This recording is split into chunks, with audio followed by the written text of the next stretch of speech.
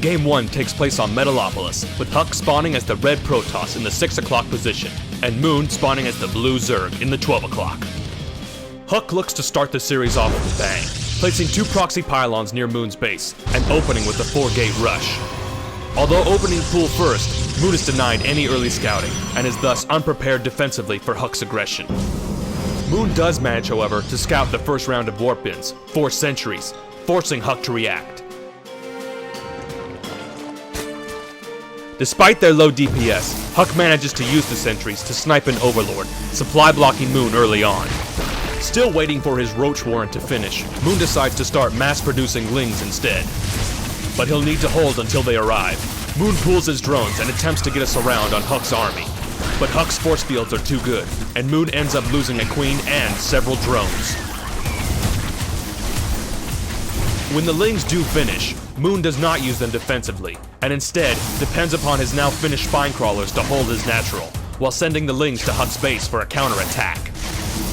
But as HuK waits for reinforcements to arrive, he is able to pick off a few more Overlords, keeping Moon's supply blocked. Once Stalkers are finally able to warp in, HuK is able to take his aggression up to the next level. Easily warding off any Lings and keeping his units out of range of the spine crawlers, HuK is able to focus fire the hatchery uncontested. Moon tries to reposition his spine crawler, but it's too late. The hatchery falls, leaving Moon in a very deep economic hole.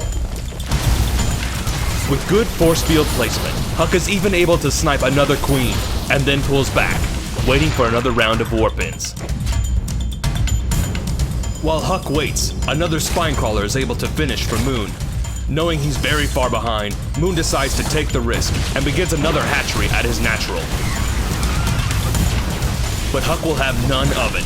Slicing his way through the spine crawlers, HuK denies the expansion from Moon, killing the hatchery even before Moon can get the cancel. Being incredibly efficient with his army, HuK only loses 3 Zealots and 1 Stalker during his entire offensive push.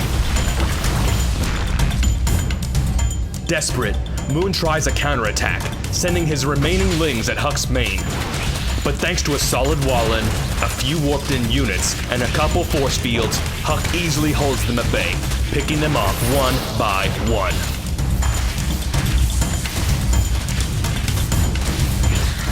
HuK's army then waltzes right up into Moon's main, and with nothing to stop them, Moon is forced to GG.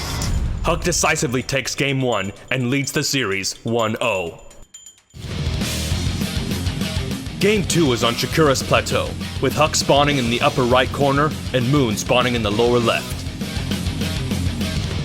HuK opens very defensively, walling himself in with a fast Forge expansion. Moon takes advantage of this passivity from HuK and grabs a very fast third. This third allows Moon to mine, on average, around 500 more minerals a minute than HuK, despite being even in the worker count. Moon is then able to gain a 50 supply lead, heavily investing in roaches. HuK does scout the third, and tries to take a third of his own, but sensing his timing, Moon moves out with 25 plus roaches and 50 plus Lings. With only 10 Stalkers, 8 sentries, and a cannon to defend his third, HuK frantically starts throwing down a seemingly endless amount of force fields. But Lings manage to flank the force fields from the side, picking off sentries and drawing a lot of fire. As HuK tries to warp in reinforcements, Moon arrives with some of his own, forcing the 4 Stalkers to blink to the high ground, while Moon picks off the forward pylon. Splitting his army, Moon is able to take advantage of a hole in HuK's wall and break through into HuK's natural. Seeing a vulnerable robotics facility, Moon focus fires it as HuK tries to warp in more Stalkers to defend. But there are too many Zerg units, and the robo falls. As do the defenses at HuK's third.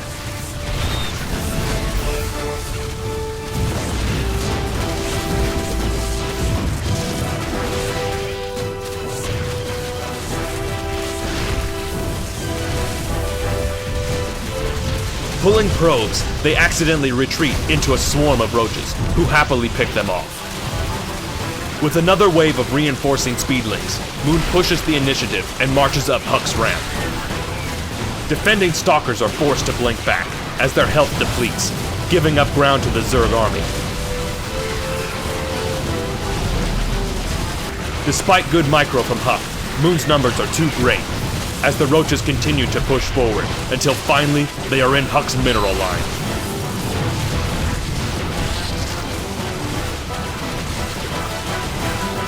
Unable to defend his natural, HuK is forced to tap out. Moon takes Game 2 and ties the series up 1-1. Game 3 is on Crossfire SE, with HuK spawning in the top position and Moon spawning on the bottom. Moon starts Game 3 with a timing attack around the 9-minute mark. Setting up HuK for a flank, Moon draws some force fields at one position and then moves in from behind with speedlings. The force fields make a choke, not allowing the speedlings to get a surround on the sentries, but letting them pick off a few in the meantime. HuK attempts to warp in stalkers behind the speedlings, but then accidentally force fields them up his ramp. The remaining lings and roaches are then able to pick off the vulnerable sentries, leaving HuK with only stalkers and a cannon to defend. Pulling probes from his natural and warping in more stalkers on the high ground, HuK manages to hold, but loses the cannon. The roaches retreat, but only for a moment, as reinforcing speedlings rush in and begin the attack all over. Losing more and more probes and mining time, HuK yet again holds and pushes the roaches back a second time. But Moon isn't finished, pressing on a third time with more roaches and speedlings funneling in. However, HuK was finally able to warp in some sentries and use some defensive force fields, but it's still not enough, and HuK is forced to pull probes yet again, losing more in the process. However, this time the injured roaches are no match for the fresh stalkers, and using his probes to surround them, HuK is finally able to kill off all of the remaining Zerg forces.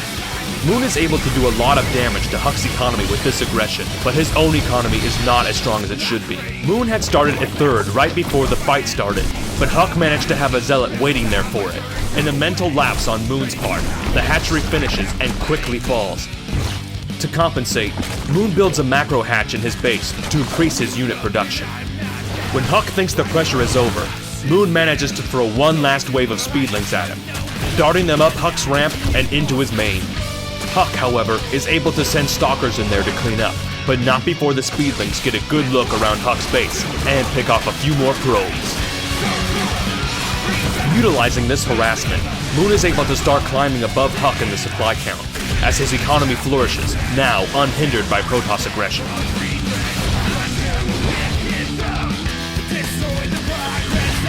HuK attempts to refill his probe count, but is late getting his third, while Moon establishes a third and grabs a fourth at the gold.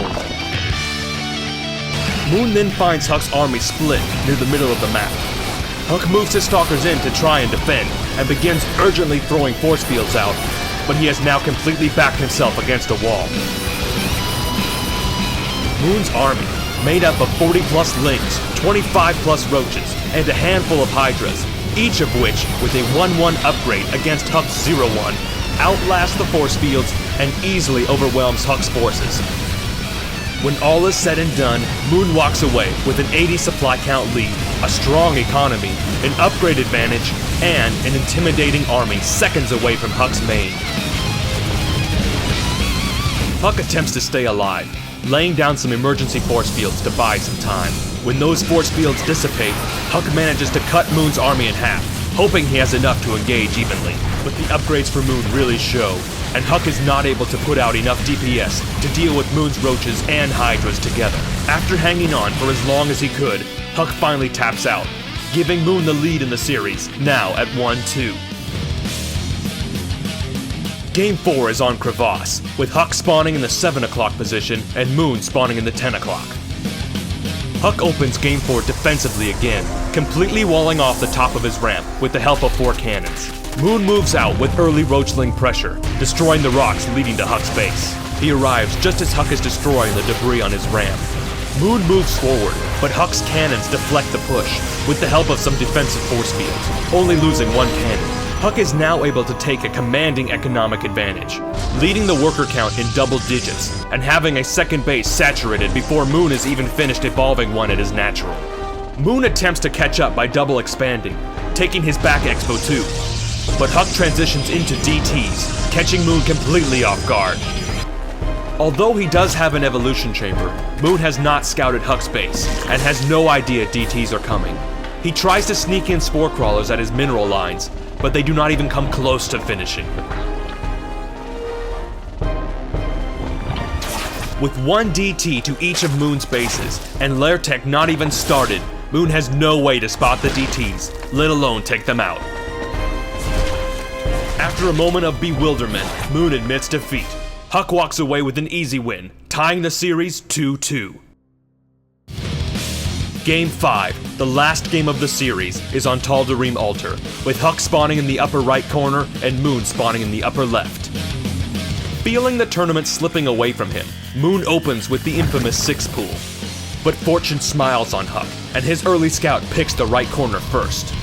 HuK quickly cuts pros and lays down a forge and a warp gate to wall off his natural. Because of the failed rush by Moon, HuK is now able to take a fast economic advantage, finishing his natural and doubling Moon's worker count. Part of the reason for this, however, is because Moon decides to continue the aggression, still foregoing expanding. With some quick cannon placement, HuK digs in hard, using defensive force fields to buy him some time.